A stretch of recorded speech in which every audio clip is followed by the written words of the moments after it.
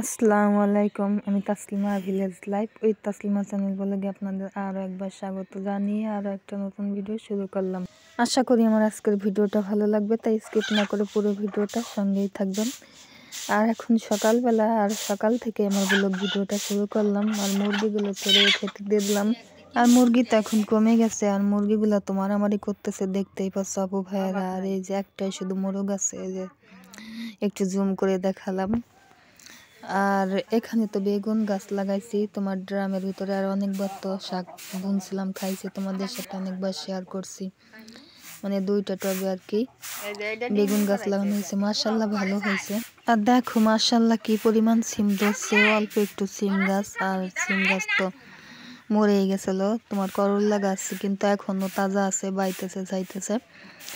আর ছোট ছোট করল্লা কিন্তু বের হয়, সেই করল্লাগুলো পোকায় আর কি নষ্ট করে দেয়, বড় হয় না। আর সিম গাছের ভিতরে কিন্তু মাশাল্লাহ ভালো সিমি ধরছে, মানে লক্ষ্য করলে দেখতে পাবে।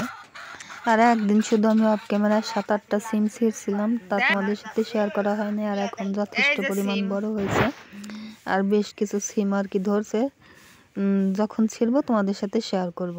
আর খুব ছোট্ট একটা ভিডিও তোমাদের সাথে শেয়ার করলাম, 3 মিনিটের ভিডিও। আশা করি লাইক দিয়ে পুরো ভিডিওটা কন্টিনিউ করবে আর সাবস্ক্রাইব করে আমার পাশে থাকবে।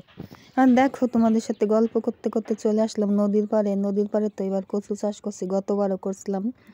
গতবার ভালো ফলন পাইছিলাম, আর এবার তেমন একটা ভালো হয় নাই। যখন আমার মা অসুস্থ তখন কচু লাগানোর সময় চলে গেছে, আর আমি লাগাইছি একটু পরে, মানে কাদামাটিটা তখন শুকাই গেছে, তারপরে লাগাইছি, এই কারণে ভালো হয় নাই।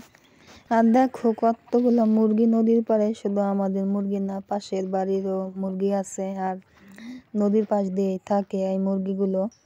আর দেখো আজকের ওয়েদারটা তেমন ভালো না, রোদ উঠে নাই, আর কেমন যেন বুঝে বুঝে আছে, আর রোদ উঠে নাই।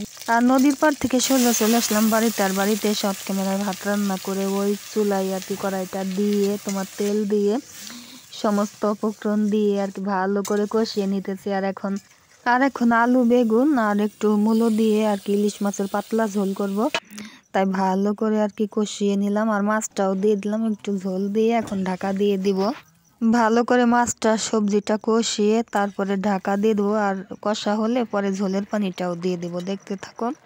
দেখতে থাকো, আশা করি আজকের ভিডিওটা ভালো লাগবে। আর ঝোলের পানিটা তো দিয়ে দিলাম। আর ছোট্ট ইলিশ মাছটার ভিতরে কিন্তু একটু ডিম হয়েছিল, সেই ডিমটাও দিয়ে দিলাম। আর ঝোলের পানিটা দিয়ে কিন্তু আমি আর কি ঢাকা দিয়ে দিছিলাম। আর দেখো তরকারিটা আমার হয়ে গেছে। আর অফ ক্যামেরায় কিন্তু আমি টমেটো দিয়ে দিছি, যা তোমাদের সাথে শেয়ার করা হয় না। আর দেখো আমার তরকারি কালারটা কত সুন্দর হয়েছে। ভিডিওটা আজকের মতো এখানেই শেষ করে দিলাম। দেখা হবে পরের একটা ব্লগে, ততক্ষণ তোমরা ভালো থাকো, সুস্থ থাকো। আর ব্লগটা কেমন লাগলো কমেন্টে জানাও, ভালো লাগলে শেয়ার করো। আসসালামু আলাইকুম।